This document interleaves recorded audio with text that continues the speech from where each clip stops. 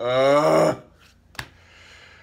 I don't have time to stick around. I've got to go and perform a show. So I'm going to check back in a little bit and talk about what happened today. I suck.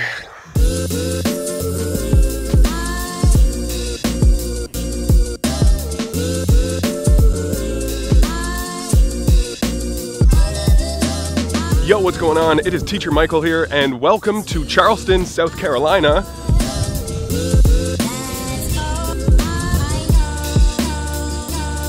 So I am going to be doing a little bit of teaching while I'm here in South Carolina. I've got a few days off, but I would like to first take you on a little excursion. Today I'm going to be visiting Fort Sumter. This is the site where the Civil War started. I don't actually know a lot about it. That's why I'm going to visit it. Also, they don't teach a lot of American history in the Canadian school system, which is where I grew up. So I'm going to be taking that boat and going on a little excursion. And I'm going to take you with me. So let's go.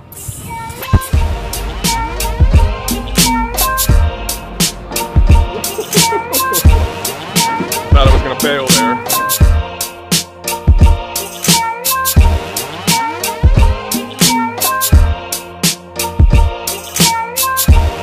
The years leading up to the opening shots of the Civil War were marked by a series of escalating crises and hard-fought compromises.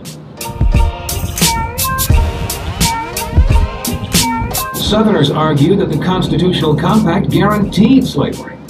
As the abolitionist movement grew in popularity, Southerners feared that their way of life was being threatened. The Republican Party stood for non-expansion of slavery, not for its abolition.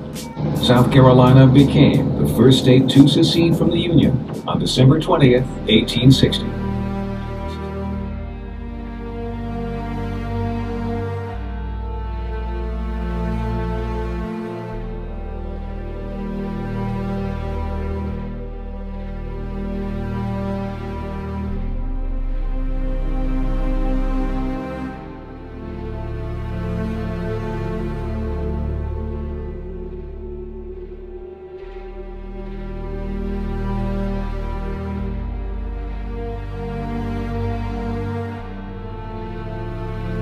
So I don't often retain a lot of facts about places like this, but I do like to try and put myself in the shoes of the people who went through this war and through this experience, you know?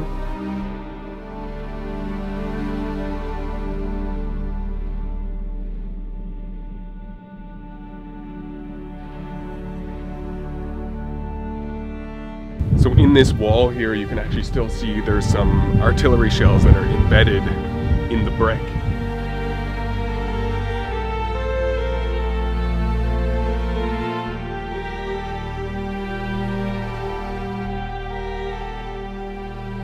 It's crazy for me to think that this is the site really that divided a nation for such a long time, and a lot of those effects are still felt today.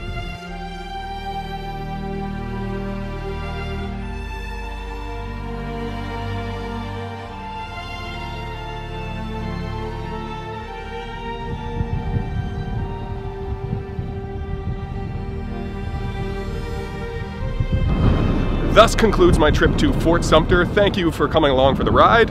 Now back to the mainland and back to that teacher life.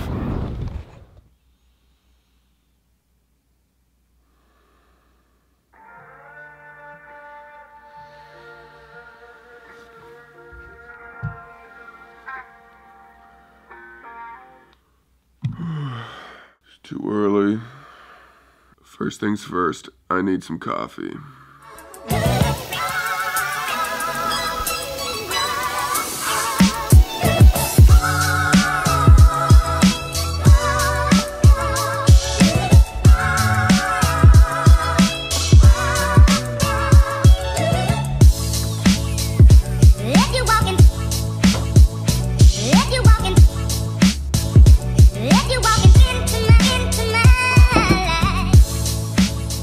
Alright, so I'm about 30 minutes away from my first class, and I like to go into the teacher portal and just check that my camera and microphone, headphones, that's what I need, Just want to make sure that everything's working right. Okay, lights are on, I'm feeling good, camera's working, I've got coffee, all is well.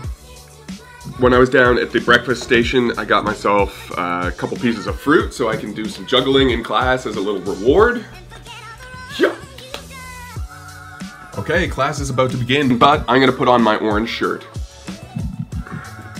All right, here we go. Uh-oh, don't tell me I made a mistake here. Today's Saturday.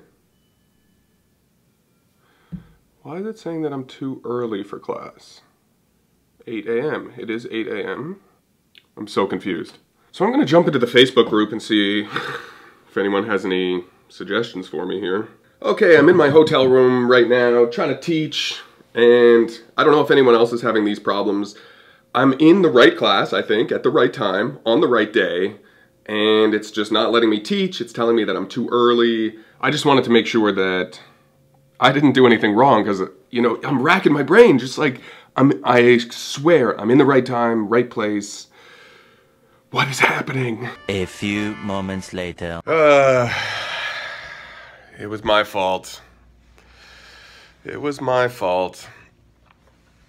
I changed time zones. And, okay, I don't have time to stick around. I've got to go and perform a show. So, I'm gonna check back in a little bit and talk about what happened today. I suck.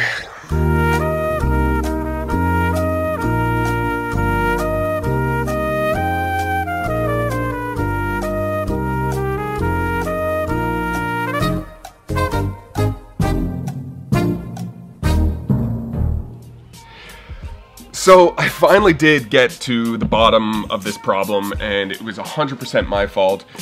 Here's what happened. Basically, I switched time zones, and when I went into the teacher portal, I did try to switch my time zone in my profile, but I guess it didn't save or it didn't update, and my laptop didn't automatically update the time either. So I was looking at my schedule on my phone, on the app, and I was cross-referencing it with my laptop, and both of them were just in the wrong time zone. 8 a.m. It is 8 a.m. I'm so confused. I wasn't able to teach my class. I had to go and perform a show, so that's what happened. And that's kind of the whole point of me making these videos. You know, these mistakes happen, and this is what I'm trying to figure out ahead of time so that when I do more traveling and more teaching, I don't make these same mistakes. And I'm also hoping that you can learn from my mistakes so that you don't make them yourself, you know? So here's my takeaway, here's what I learned. Obviously, if you are changing time zones, number one, be very aware of what time zone you're in. Number two, if you do try to make the change through the teacher portal, you have to wait until it says like successfully updated or successfully saved or something like that. I guess the other thing is that you can't double check too many times. You can't triple check too many times. Just be very, very careful when you are crossing time zones that your laptop is updated, your phone is updated, and you know 100% what time zone you're in and what time you're supposed to be teaching your class.